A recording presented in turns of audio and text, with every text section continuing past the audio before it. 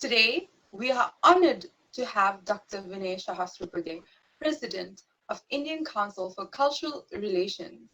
Sir has accepted our invitation to be our chief guest and enlighten South African audiences as well as global audiences on the topic of Indian understanding and experience of democracy. Dr. Vinay Sahasrabuddhe is a member of Parliament, Rajya Sabha, and is the National Vice President of BJP, an activist researcher at the core. Dr. Vinay Sahasrabuddhe happens to be the Vice President of the Rambhau Malgi Prabodhini, as well as the RMP is South Asia's only training and research academy for elected representatives and voluntary social workers.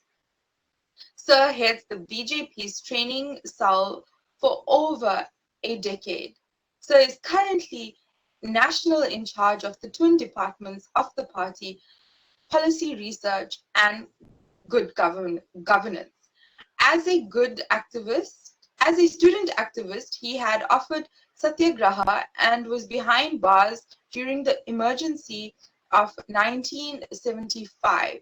He's also the National Secretary of the Akhil Bharatiya Vidyarthi Parishad, ABVP, while being a whole-timer of the organization.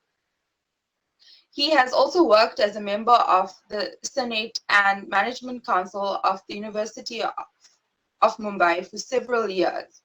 He has also served on boards of the governors of academics like Yashodha, Academy of Development and Administration, Pune, and Sardar Patel Institute of Public Administration as member between the years of 2013 and 2015. He was the Vice President of the Asiatic Society of Mumbai, a 208-year-old prestigious society. A freelance journalist since his college days, Dr. Vinay Sahasrabuddhe is a regular contributor to several Marathi and English languages dailies and weeklies, as well as a blogger.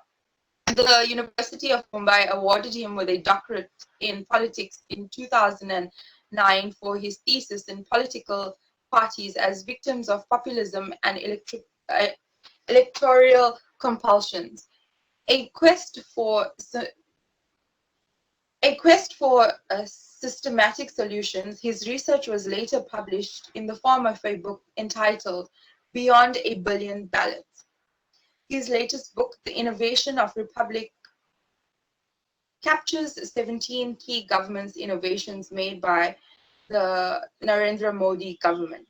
Dr. Vinay Sahasrabuddhe has been an active participant in Rajya Sabha with almost 100% attendance.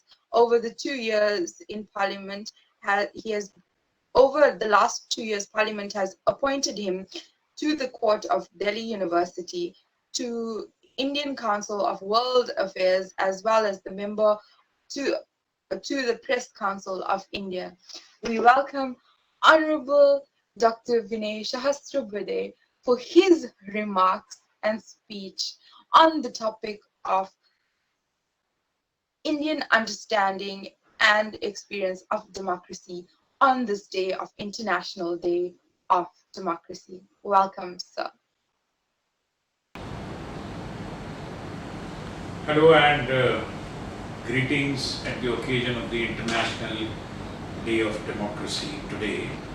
It was in 2008, some 12 years before, that the International Parliamentary Union, IPU as it is known, mooted the idea of observing 15th September as International Day of Democracy. And there onwards, the world is observing this day, a very important day insofar as the civilizational values of the global community are concerned. And therefore, let me wish all of you here in Durban who have come together under the aegis of the Swami Vivekananda Cultural Center, which is a part of the Indian High Commission as well here. Once again, let me greet you at the occasion of the International Day of Democracy. Now, when we talk about the International Day of Democracy, the International Parliamentary Union, while mooting this particular idea, had several objectives before it. It also suggested that we need to re-examine whether the parliaments are really delivering as per the expectations, whether the deliberations are becoming productive. And all these questions are important because democracy is not just about houses of parliament, it is not just about voting, it is not just about elections. Democracy is a wider concept, it is much, much more than all these things. And therefore, unless and until we appreciate the real meaning of democracy, the real meaning of democratic values, I believe observing the International Day of Democracy will take us no further. And therefore, what is critical is to understand what exactly, as a citizen, as a voter, an individual can really contribute in strengthening the idea of democracy. Let us remember that the experience of India in this context is very, very relevant insofar as the health of democracy is concerned. Because as I said, democracy is not just a way of conducting government. Democracy is not just a way of electing your representatives. Of course, that is important. But democracy is basically about your belief, your commitment to the ideas of individual freedom, liberty, and all those concepts which are around these ideas of liberty and freedom. Because, as I said, it starts with, if we look into the history of human civilization, it starts with our spirituality. And the spiritual path that we decide to go by, insofar as Indian experience is concerned, we claim and very humbly put it that democracy is in our blood. We say so because this land is known for spiritual democracy. We never attempted to impose any particular way of worship. Neither do we say that this is the only way of worship which is valid and all other ways are invalid. Never.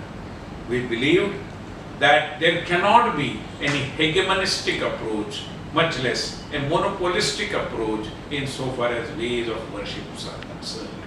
And therefore we welcomed everybody. We always kept on saying, Ekam Sat Vipra Bahuda Vadanti. This is the credo of Indian idea of democracy. And on the basis of this, we could help have that element of sustainability in our civilization. If we look at the history of thousands of years of India, one will realize that there were several aggressions, but India never became a country of aggressors. We never tried to usurp power by taking our army anywhere. If at all there is influence of India in several parts of the globe, it is because of our culture. And the foundation of our culture is in our spiritual democratic approach. And therefore, we received all those who wanted to come here in India. There were aggressions, there were wars, and there were new people who came to India and found that India is a very suitable place to stay. And they got assimilated. And that is how Indian civilization, in a way, survived all through the centuries. Today, for example, if India is a successful example of political democracy, an illustration of the success of political democracy or democracy in governance, it is not because democracy was gifted to us by some other country. It is because democracy and democratic values are a part of our ethos. They are in our blood, they are in our nature, and that is why we have successfully implemented the political democracy for the last 70 years in a very formal sense of the term, and now we are moving towards achieving social and economic democracies as well. Because the idea of social justice, the idea of economic justice are all part of this democracy in India. And therefore, every individual in India and the belief system of every individual in India, his thinking, his aspirations, everything we consider is of equal importance. In a way, during the last 6 years or so, what Prime Minister Narendra Modi has attempted is in fact establishing a democracy of aspirations. All those who are the marginal sections of the society, those who are on the periphery, those who are the most disadvantaged, those who are deprived are given topmost priority. And that is the Gandhian concept of Antyodaya, which was also propounded by Pandit Dindayal Upadhyaya. And through this concept, we are trying to translate our political democracy into an economic democracy via the democracy of aspirations.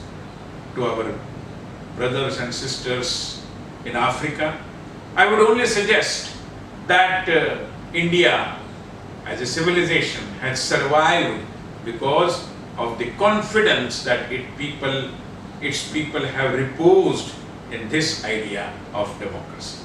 I am sure if the world of tomorrow also goes in the same path of democratic values and democratic spirit, the democracy of aspirations could be a part of our experience world over.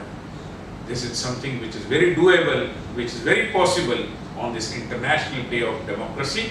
Let us commit ourselves and let us rededicate ourselves to these values of democracy. Thank you very much. Thank you so much, sir, for enlightening us and South African audience members, as well as global members at large, on this very interesting topic today. Without further ado, I would like to welcome Ms. Cheryl Banwarilal to render the vote of thanks. On behalf of the Swami Vivekananda Cultural Center, Consulate General of India in Durban, I would like to express our deep gratitude and appreciation to our Honorable Dr. Vinay Sahasrabuddhe, President of the Indian Council for Cultural Relations India. Thank you, sir, for taking time off your busy schedule to join us today. We are deeply honored by your presence. I would like to thank Dr. Chaitanya Prakash Yogi, Director of the Swami Vivekananda Cultural Center. I would like to thank Ms. Shristi Harunarayan for always being our lovely MC. I would like to thank Mr. Piyush Khandewal for all our technical support. Stay home and stay safe. Thank you.